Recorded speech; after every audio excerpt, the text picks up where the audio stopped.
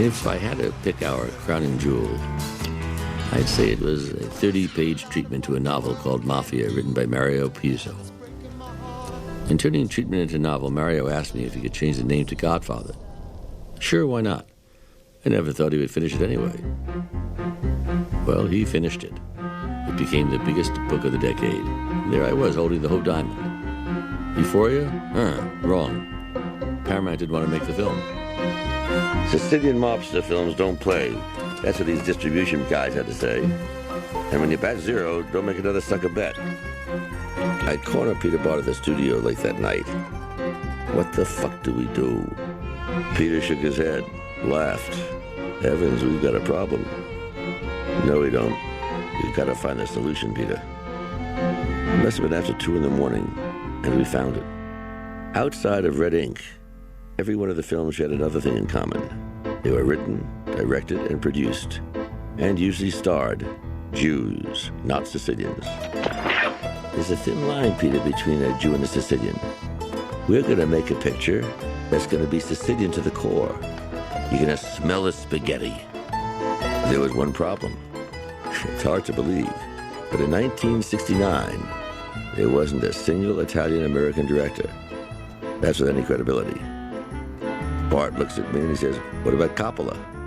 "Are you nuts? One thing for sure is he is." Bart snaps right back at me. Brilliant, though. Yeah. That's your esoteric bullshit coming out. Let's face it, Bart. This genius has made 3 pictures. You're a big boy now. Some artsy-fartsy kind of picture, but no business. Finian's Rainbow, which is a top Broadway musical. He made it into a disaster. And now he's got the Rain People out there, which everyone's rained on. There's got to be someone else. Come on. There wasn't. But then there was another problem. Coppola didn't want to do it. This guy couldn't get a cartoon made in town. Yet he didn't want to make The Godfather. I got to give the guy credit. His convictions were strong. He didn't want to immortalize the families that blackened his Italian heritage. After 3 long days of discussion with this guy, Peter's on the horn. Coppola will make the picture on one condition, that it's not a film about organized gangsters. It's not about organized gangsters. It ain't a musical, Peter. I told you the guy's nuts. He has an idea, Heavens, that's not bad. He wants to make it as a family chronicle, a metaphor for capitalism in America.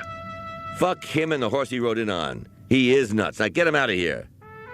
Bob, I will if you want me to, but take 10 steps first. Let's not forget, he's Italian. I had less than 48 hours to make the decision. Sell it or shake hands with the devil. Coppola was announced as the Godfather's maestro. The shooting in The Godfather should take several months, and the picture is scheduled for release sometime around Christmas 1971. So if in the next few months you see some old cars dashing around or about New York, or see a gentleman taking another gentleman somewhere at the point of a loaded gun, don't raise a hue and cry, because it's only the filming of The Godfather. But then, New Yorkers don't raise a hue and cry about that sort of thing anyway, do they? This is Gene Hebert, 5th Avenue and 31st Street. It was the unveiling of Francis's cut of The Godfather. In the theater sat Francis with his quadrilla of assistants and editors and ascuses, plus the rest of his production team were all there. The film was to open in 4 months, Paramount's big Christmas gift to the world. The lights went down, the picture started. 2 hours and 6 minutes later, the room began to fill with light. "Francis, I want to speak with you, alone." I was on fire, and the prince himself took a half hour to get to my office. "Thanks for showing, Francis." I couldn't help it. All my boys were telling me how great the picture is.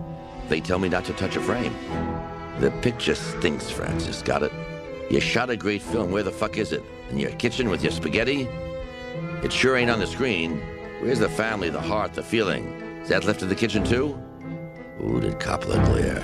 Schmuck. Name me a studio head that tells a director to make a picture longer. Only a nut like me would. But you're gonna do it. You shot a saga, pal, but you turned in a trailer. Now go back and give me a movie.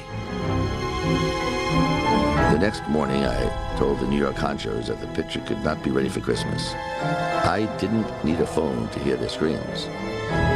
Coppola, of course, he agreed with them. You've got it for Christmas, don't worry. Evans is crazy. He wants to change everything. Hear this. He wants me to make it longer. Then I get my orders, and unalterable. Evans, the picture is to be ready for Christmas, and that is it. Fine, I quit. A year before, they would have booted me out of my ass. Yeah, but Love Story saved Paramount, and I was their fair-haired boy. And you've only got one shot. Either you pull down that beautiful brass ring, or you get them brass knuckles in the balls. You got no second time around.